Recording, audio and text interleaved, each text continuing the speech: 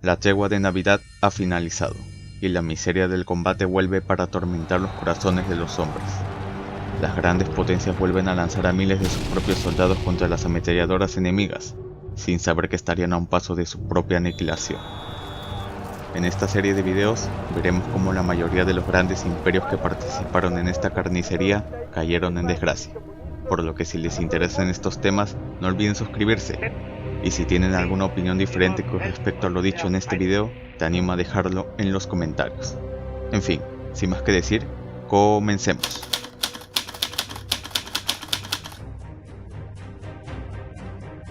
Elaborado mucho antes de que estallara el conflicto en sí, el Plan Schlieffen fue parte de una extensa preparación militar, y el hombre que lo elaboró fue el jefe del Estado Mayor alemán, el general Alfred Graf von Schlieffen, quien se desempeñó como jefe de personal desde 1891 hasta 1905, y se destacó precisamente por su cuidadosa preparación y su pensamiento en términos abstractos sobre el desafío militar que representaba la posición geopolítica de Alemania.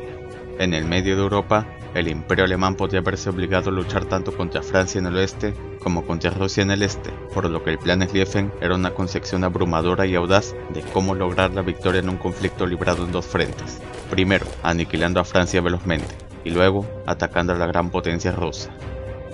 Para estos fines, este plan haría caso omiso de las implicaciones políticas de lo que se consideraba esencialmente una solución técnica a un problema militar: la violación de la neutralidad belga.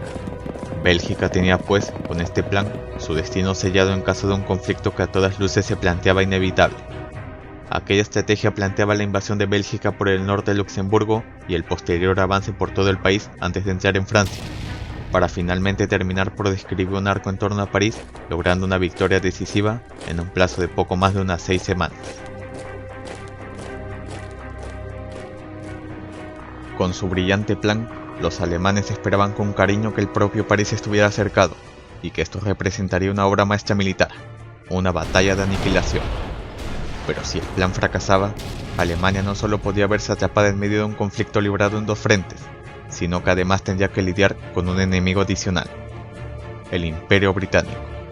Sin embargo, la posibilidad de acabar con Francia en tan solo 6 semanas era tan tentadora que los altos mandos finalmente decidieron arriesgarse y dar luz verde al Plan Schlieffen. Así pues, con todo preparado, los ejércitos imperiales se lanzaron a la ofensiva en busca de honor y gloria. Lamentablemente, nada salió como tenían previsto. El 4 de agosto de 1914, las tropas del Kaiser invadieron Bélgica y Luxemburgo, topándose con una desagradable sorpresa. Los belgas no estaban dispuestos a ceder fácilmente, y empezaron a destruir puentes y vías de abastecimiento para dificultar el avance alemán. Además, el 17 de agosto de 1914, los rusos lanzaron una despiadada ofensiva sobre Prusia Oriental. Los alemanes habían confiado en un plan defectuoso. El Plan Schlieffen no estaba pensado para lidiar con estos contratiempos, por lo que cualquier cambio que decidiera hacer el alto mando alemán podría comprometer su gran victoria. Y eso fue justo lo que pasó. Para compensar los continuos retrasos causados por los belgas, las tropas alemanas tuvieron que emprender largas y extenuantes marchas, bajo el intenso sol de uno de los agostos más calurosos del siglo. Cada día que pasaba, teníamos que caminar más rápido y más lejos, recuerda un soldado alemán. Dormíamos apenas 2 horas por la noche, a veces nos sentíamos como ebrios. Estábamos tan cansados. Para principios de septiembre, los ejércitos del Kaiser se encontraban a tan solo 50 kilómetros de París. Sin embargo, eran hombres cansados y además contaban con la inferioridad numérica. El 28 de agosto, el jefe del Estado Mayor alemán, Helmut Ludwig von Moltke, había ordenado el traslado de 2 cuerpos de ejército y una división de caballería hacia el este, para reforzar al octavo ejército comandado por Erich Ludendorff y Paul von Hindenburg, quienes se encontraban combatiendo a los rusos. El problema fue que se había ordenado este traslado justo 4 días antes de la épica victoria alemana en la batalla de Tannenberg, donde finalmente el octavo ejército logró detener en seco a los rusos. Este envío innecesario de refuerzos le costaría muy caro a Moltke, pues el 6 de septiembre de 1914, 4 días después de lo acontecido en Tannenberg, los franceses y británicos decidieron dejar de huir y lanzaron un último contraataque. Varios generales alemanes habían creído que sus enemigos estaban prácticamente vencidos, pero habían sido engañados por los éxitos ilusorios del plan Schlieffen. Los franceses y británicos habían estado retirándose ordenadamente durante las últimas semanas, por lo que aún conservaban suficientes fuerzas para lanzar un contraataque general. Los soldados alemanes fueron tomados casi por sorpresa, pero incluso estando cansados y hambrientos, lucharon encarnizadamente. Sus comandantes les habían prometido que la victoria estaba cerca, por lo que ninguno estaba dispuesto a tirar todo por la borda en el último momento. Sin embargo, sus enemigos tampoco estaban dispuestos a ceder. Los franceses estaban convencidos que el destino de su nación dependería de esta batalla final. Sabían que si los alemanes llegaban hasta París, todo estaría perdido. Durante la batalla, ambos bandos perdieron miles de hombres, pero al final, la falta de soldados para cubrir los flancos, las pésimas comunicaciones, el agotamiento excesivo y una línea de suministros extremadamente sobreextendida terminaron por sentenciar la derrota alemana. Moltke no pudo hacer más que ver cómo su gran victoria contra los franceses se le escapaba de las manos. Los alemanes habían perdido la batalla del Marne y sus ejércitos imperiales fueron obligados a retirarse el 13 de septiembre de 1914.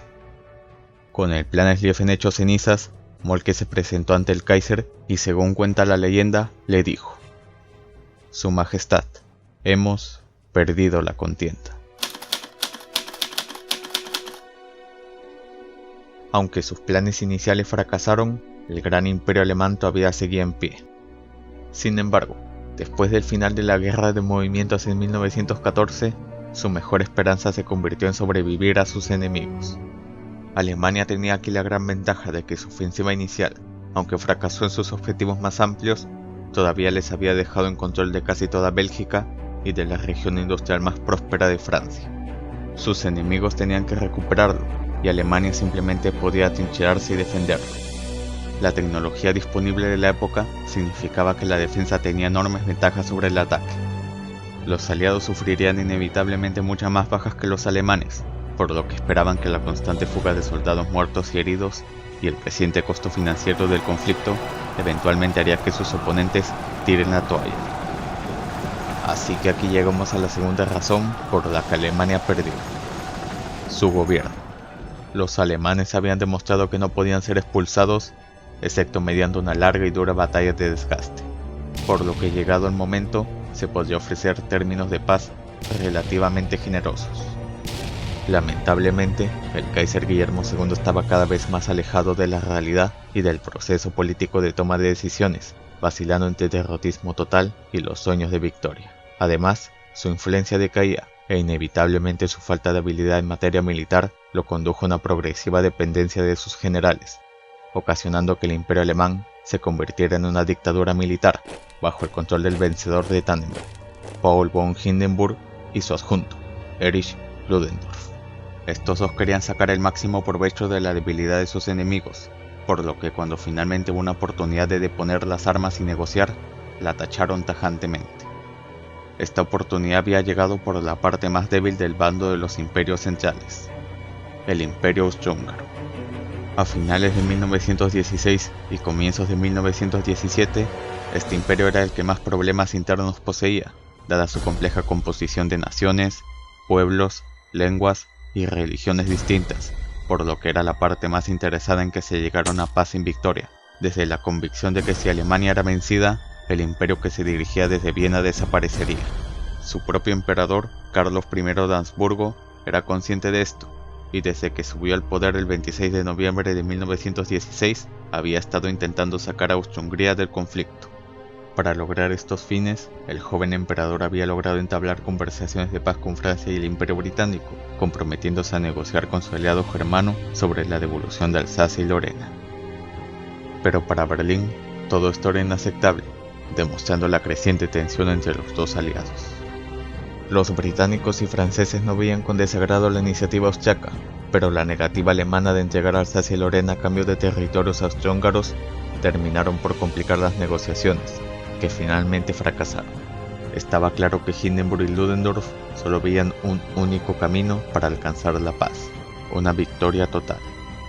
Así, los alemanes desperdiciaron el mejor momento para alcanzar una paz sin victoria, pues a finales de 1916, los británicos y franceses habían sufrido grandes bajas, Rusia estaba al borde de la revolución, y Estados Unidos todavía era neutral. Pero los altos mandos alemanes, ciegos ante la oportunidad que se les había presentado, planeaban su próximo gran movimiento.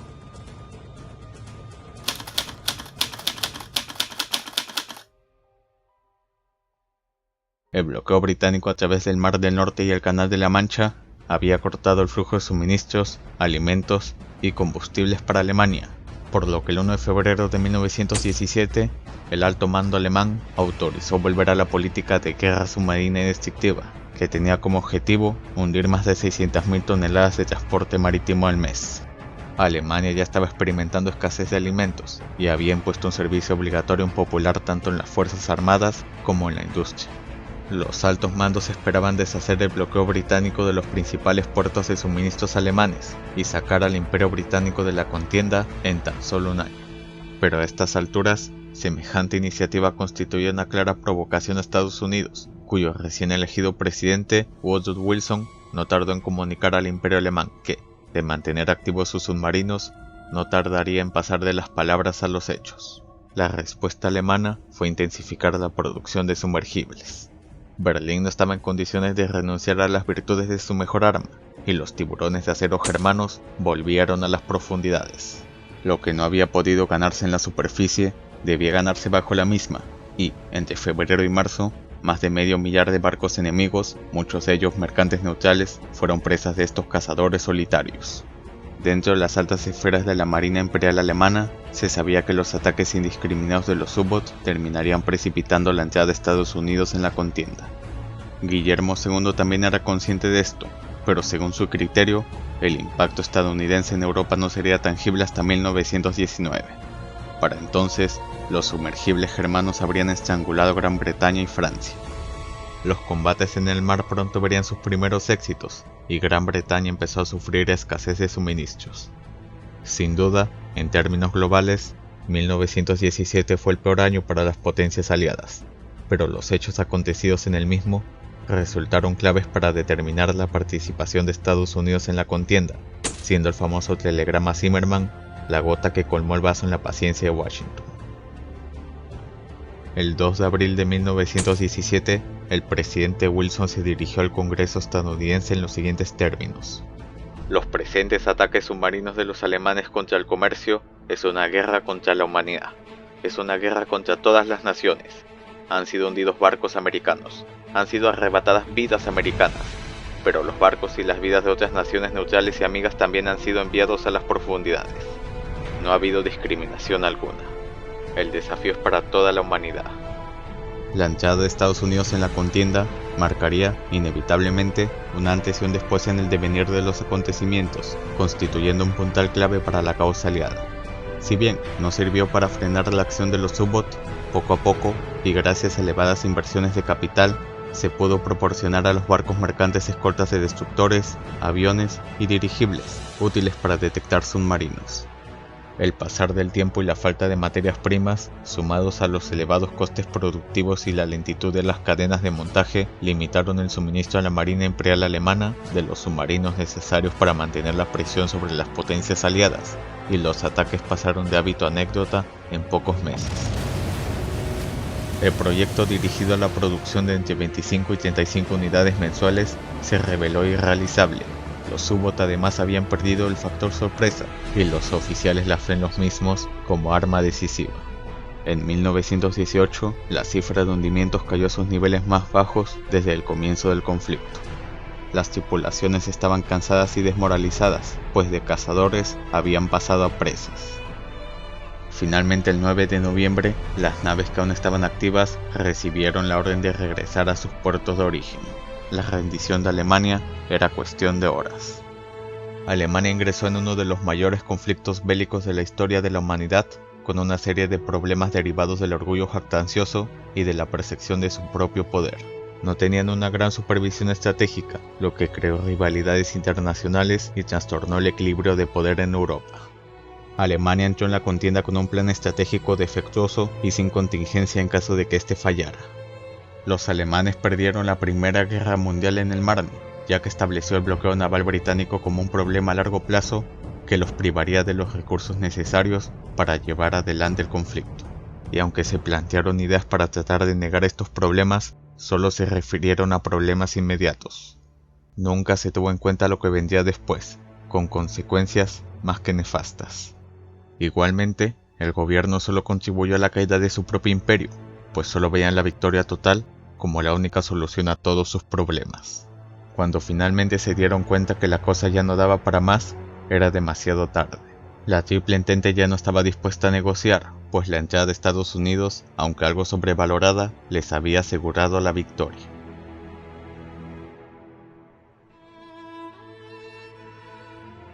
An das deutsche Volk. Jedes Schwanken, jedes Zögern wäre Verrat am Vaterlande. Wir werden uns wehren bis zum letzten Hauch von Mann und Ross. Noch nie war Deutschland überwunden, wenn es einig war